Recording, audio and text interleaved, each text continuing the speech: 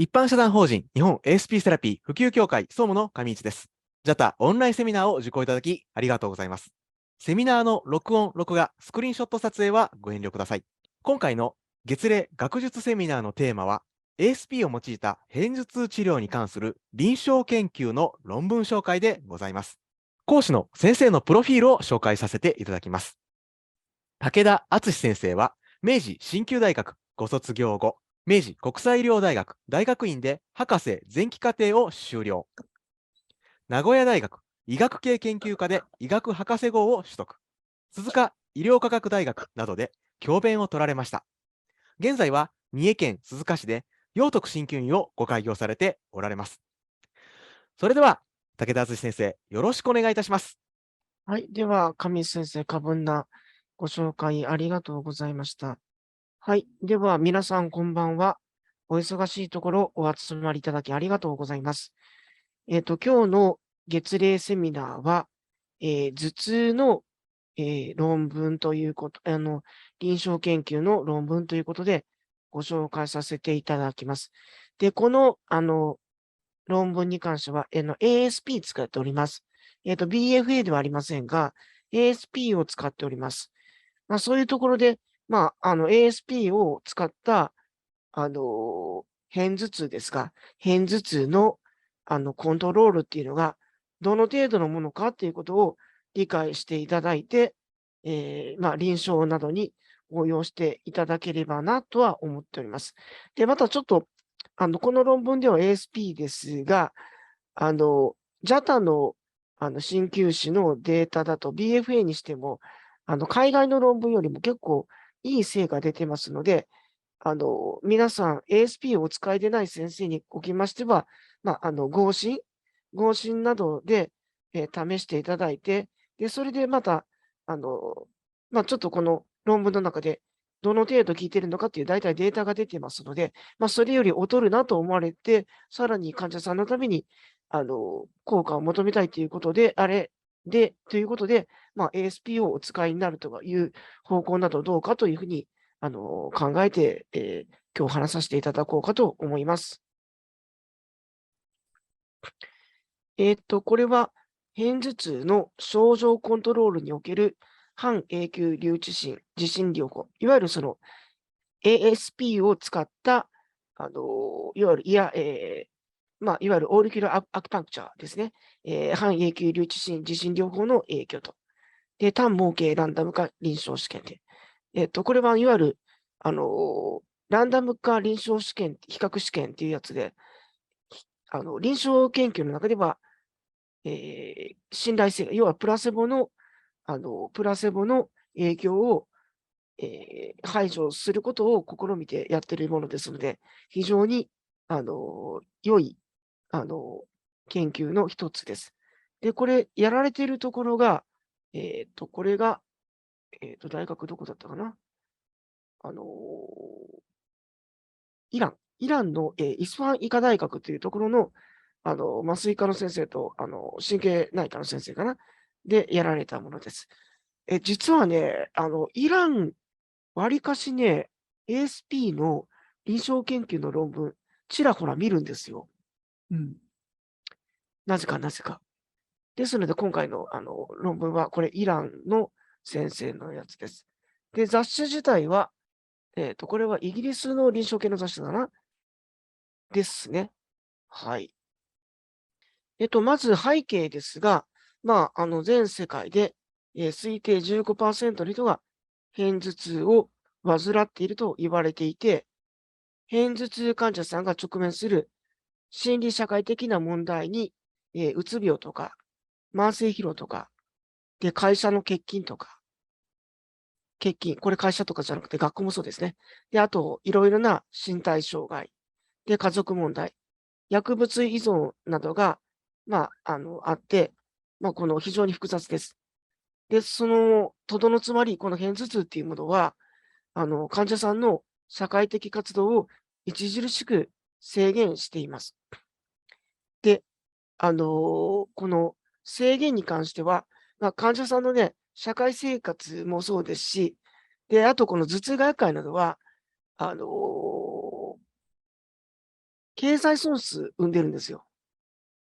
要は仕事できない人とか、あと治療にお金かかったりとか、仕事できなくなったりとかっていうところで、すごく経済的な損失を生むっていう、そういうところで、頭痛のケアっていうのは非常に、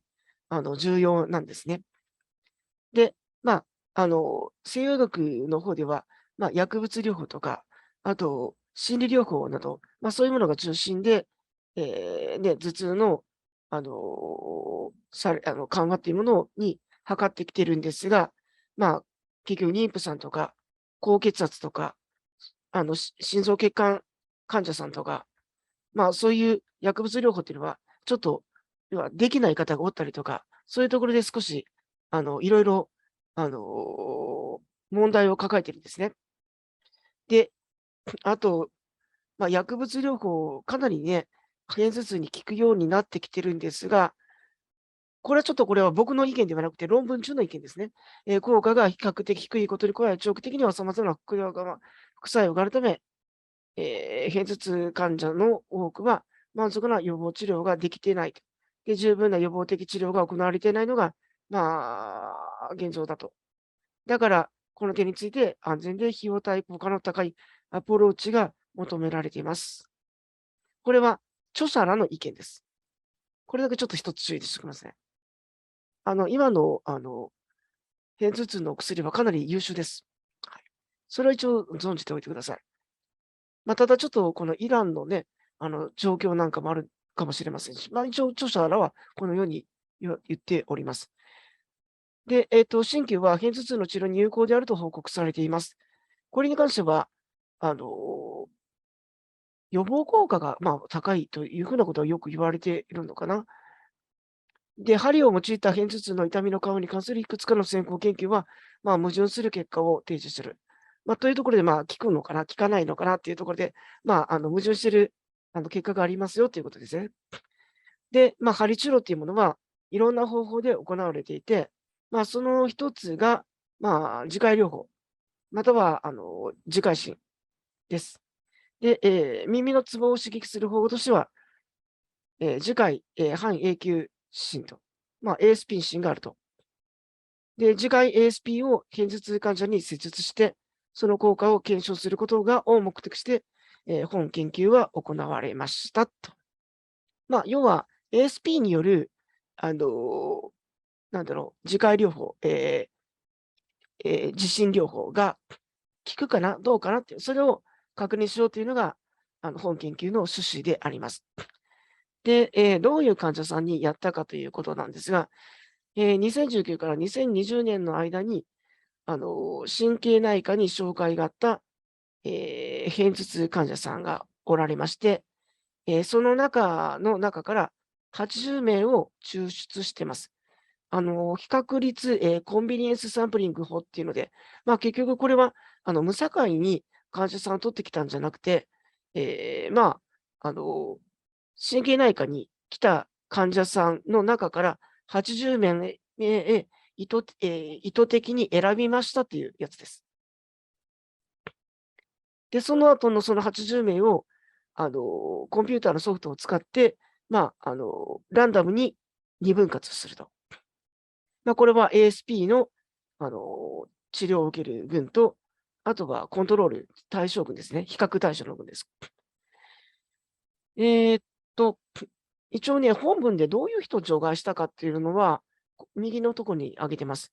妊娠中の患者さん。で、抗凝固剤使ってたりとか、凝固障害の方ですね。要は、針して出血の問題があると。これ、我々 ASP 使うときにも、強固鋼剤使ってる方とか、あと、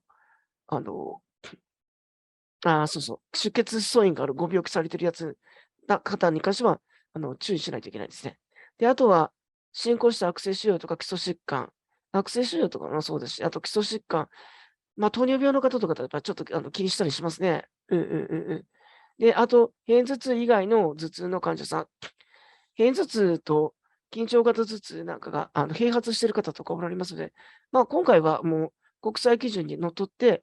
もう片頭痛の患者さん、純粋な片頭痛の患者さんだけを、あの、抜き出してます。で、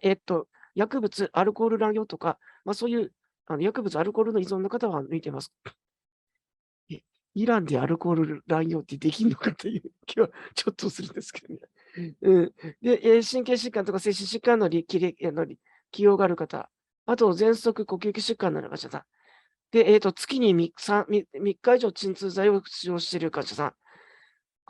鎮痛剤対応している患者さん、ちょっと聞きにくい方が多分いるんでしょうね。僕も、臨床の時で、もう経過が長くて、もう毎日のようにお薬飲んでる方、ちょっと手こず難儀してます。ですので、ちょっとそういう聞きにくい患者さんは、抜いたと。で、あとこれ重要ですね。自家医師、要は自家療法をやった経験がある患者さんは全部外されています。ですので、今回、研究に参加した患者さんは、全員耳の刺激初めてって方ですね。あとは、頭部とか顔面に神経痛がある患者さんは、外されています。で、あと何か神経疾患がある方とか。あと、片頭痛っていうのは、前兆がありますけど、頭痛がなくて前兆のみの患者さんも外したそうです。で、あとは50歳以降に片頭痛と診断された患者さん。などって書いてますだけど、こういう患者さんを、外して、えー臨床研究が行われました。で、どういう、スケジュールでやったかと言いますと、まずはベースラインの評価ですね。え頭痛の日数、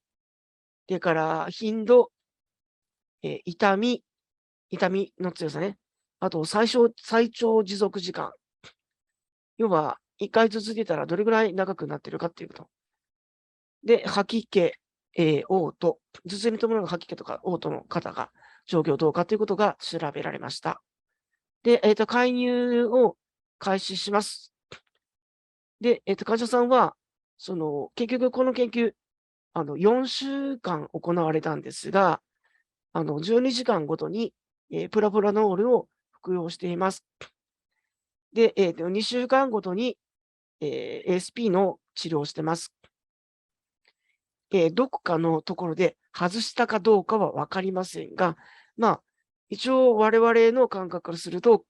1週間程度はついてたんじゃないかなということです。明確に書かれてませんが、2週間ごとっていうことでね、おそらく1週間つけて、外して1週間休まして、また打ってっていうことで、ASP2 回打ってますので、そんな感じじゃないかなとは想像してます。評価項目については、週1回評価して、計4回と。あと4回目には、治療に対する満足度も評価されています。で、あとこの論文、一番最後の方で、文中に出てきてますが、有害事象についても一応調べられてます。ASP 打った後耳腫れたかどうかっていうことと、あと痛みがASP の痛みがあったかどうかですね。で、このあたりちょっと皆さんも臨床上気になるところですので、最後の方どうなったかっていうところは楽しみにしておいてください。介入方法ですが、まず次回ポイントの、活性点を、基準20点から抽出っていうことで。いろんな耳張りの、頭痛の、臨床研究の論文から、ひとまずこの、研究者、お医者さん方は、20ポイント、探しました。候補を挙げました。で、その候補を、出した後に、ここの中国の方の、こういう、あの、探索機を使って、反応の強い4点を、選んで ASP を打った。だから、左右で、全部で8本打ってるのかな。で、その後に、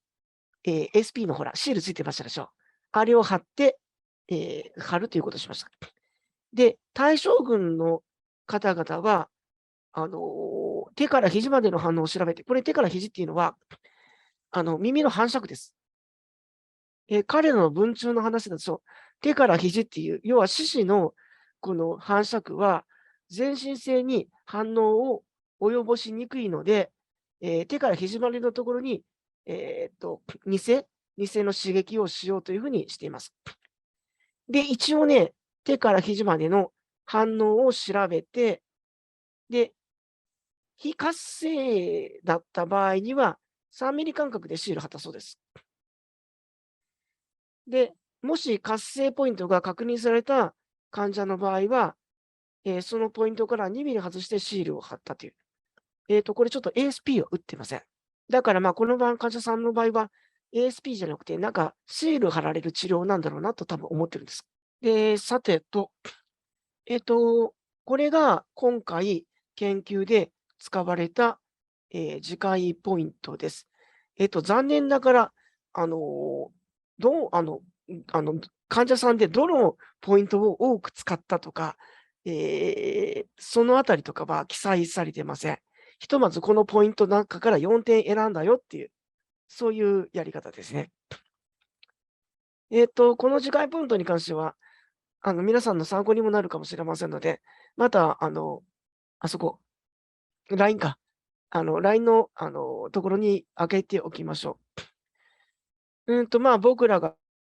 く使って、BFA なんかでよく使ってる、まあ、このあたりのツボ。なんかこのあたりいろんなポイントあるんですね。まあ、我々反応を取って、まあ、一応、師匠として打ち込んどるわけではありますが。で、えーっと、この辺とか、この辺とか。で、ポイントゼロがあったりとかね。で、オメガ2じゃなくてアレルギーポイントですね。頭のてっぱんのこの耳のてっぺんのアレルギーポイント、ここなんか使ってたりとかします。うん。アレルギーポイント自体は、炎症系か。まあ、実際のアレルギーもそうだし、炎症系の患者さんに使ってたりとかしてるんで、まあ、そういうところでやったのかな、どうかなっていう気はしてます。あとこれ面白いですね。耳の裏側あたりのポイントなんかも探ってあります。で、こことかなんかはもう首ですね。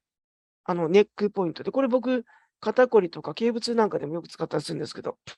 この頸部ポイントを使ったりして、もうしてます。耳の後ろの方のやつもあるんです。で、まあ、プロスタグランジンとかって名前がついてる、ポイントなんかもありますが、まあ、これも発物質のなんか関係あるんですかね。うんうんうん。まあ、とりあえずこのポイントから4点を検出して、まあ、ASP 打ちましたっていう、そういうことです。で、どういうふうに、グループの人だったかということですけども、うんうんうん。これはもう、コンピューターで患者さんの情報をもとに、だいたい平均的になるように、うまい具合にこれ分けたんですね。年齢は、まあ、だいたい平均37歳ぐらい。まあ、30代半ばぐらいですね。で、片頭痛の期間はだいたい10年、11年ぐらいか。ですので、まあまあまあまあ、かなり、あの、年季がある患者さんでやってます。で、男性より女性の方が多いですね。これ実際の疫学上もそうです。女性の方が片頭痛患者さん多いんですよ。で、ここにピーチが出ておりますが、まあ、両者差がないですよっていう。じゃあ、まずこれ、結果ですけども、週あたりの頭痛日数ですが、まあ、どれぐらい頭痛があったかなっていう。だいたいね、2週以後ですので、3週、4週ぐらいに、まあ、差が出てきたというところですね。この対象群って人たちは、お薬のみです。で、お薬のだけでも、一応ね、頭痛の、トータルの1週間あたりの、トータルの日数は、減ってきてます。ですので、まあ、1週間あたり、まあ、3日、4日ぐらいあったのが、最後の方では週に1日、2日と。まあ、これぐらいだと、まあ、ASP の効き目はありそうだけども、まあまあ、ちょっと弱いのかな、どうかなと思ってしまうんですが、あれは頭痛があった日数か。で、多分1日の間に何回も頭痛を感じるとか、まあ、そういう方がおるので、週あたりの頭痛頻度という風な、項目でやりますと、ASP を、やってる方々の方が、この痛み減ってきてるんですね。だいたい2週ぐらいからもう大きく開いて、有意差なんか出てます。こう見ると、あの、なんだろう、ASP を打って1週間だけじゃなくて、2週間ぐらいは、あの、やっといた方がいいんかね？そうなんですかね？ちょっとこれ ASP 抜いてから効いてるのかちょっとわからんですが、ただ最終的にもう1回打ってから、全体的な頭痛頻度っていうのが明らかにこれ開いているので、我々もちょっと耳張りやる患者さん、ひとまず、1週経過見て、2週追って、その時にまた来ていただいて、針打ってってした方がいいんかなっていうのはきます。もしこれ1回打って1回打って、2週間後に打ち直しっていうことをしてなかったら、この結果出てたかどうかというのは、非常に、気になるところであります。で、これ、頭痛の持続時間ですね。うんうんうん。結局、頭痛があった日っていうのは、そんなに大きな差はなかったみたいなんだけども、一度の頭痛の持続時間か、要は頭痛に悩まされているトータル時間自体は、かなり、減っているので、これ、あの、1うん、1週間あたり、で、平均で20ってことは、30とか40時間とかある人とかね、頭痛に悩んでる人とか、おられたんで、そういうのが、ね、これぐらいになってくると、だいぶ楽になるでしょうね。うんうんうん。頭痛あたりの持続感、これは非常によく効いています。ですので、頭痛で悩む時間が減ったんですね。で、重要なところ、痛みの程度です。痛みの程度に関しては、ASP 打ってた患者さんの方が、あの、良かったって。ですので、頭痛の状態がおそらくこれ半分程度にはなってんのかな、平均で見ると。で、吐き気の程度は、ええ、一応、ASP 打ってた患者さんの方が、少なくなってる。ごめんなさい、これ吐き気の程度の、この単位がちょっと分かりません。重症度という風な表現になってたので。で、ちなみに、嘔吐に関しては、もともと、予後の方の人たちも、嘔吐を出すほどの、状況ではどうもなかったっぽく、あの ASP の方が嘔吐なくなった人が若干いたみたいですが、あんまり、あの、変わらんかったので、嘔吐に関してはあんまり明確に出てなかったので、ちょっと今回、えっと、スライドには出してません。もともとこれ表だったのを、ちょっと分かりやすいようにグラフに変えてるんで、ちょっとこれ手間かかってます。もともとは一覧表だったんですよ。こう見ていくと、非常にこの、吐き気なんかも減ってるので、いいなという感じですね。ASP に関してはもう確実に効いてると思います。はい。で、これ、いやいや、このデータはちょっともうちょっと前に見たかったなという気がしとるんですが、ASP 打った後の耳の腫れどうだったかってやつです。えーっと、耳打って最初の週は、4%、4人ほど、耳腫れてました。で、2週目になると減りました。はい。これは傷が良くなったってことですね。で、次に3週目に、これ再度、ASP 打ち直すんですよ。で、すると、また4人枯れて、で、時間経つと減りましたっていうところで、1割程度は打った場所腫れるみたいですね。ただ、感染症を起こした人はいませんでしたよっていうのは書いてたと思います。で、次、気になるやつ、痛みですね。痛み。最初の週はあまり3人ほど痛みを訴えたそうです。2週目は、7人に増えちゃいました。だから持続してて、途中で痛くなるって人いるんですよね。ちょっとこれ皆さんの臨床でどうだったか、ちょっと気になるところでます。で、3週目に打ち直して、最初の時よりも、最初はね、3人だったのが6人痛いって言ってるんで、2回目の方が痛かったのかな。ちょっと、これはどうなんだろう。で、ただ最終的に4週目では、2人ということでやってます。で、だから5%から15%ぐらいの人は、ASP 打った後に、訴えるのかもしれないなというような印象を受けます。で、ちなみに、これ、針打った先生は、ベテランの、先生がやっています。ASP 群の満足度は平均7、対象群は3。ですので、これ、耳痛かったんだけども、もう頭痛がマシになってる方が多分マシなんでしょうね。ASP 群の満足度は平均7ですので、高かったと話していいんじゃないですか。おそらくこれ10点評価です。はい。ただこの点数下げてる人たちが、痛かった人たちってなってれば、ちょっとこれ考えないといけないんですけどね。一応、著者が無視できるという言い方をしてるんで、片頭痛の方が、大事なんかって言うんです。で、あとは考察的なところなんですが、基礎に関しては、ちょっと耳張り、わからんところ多いんですが、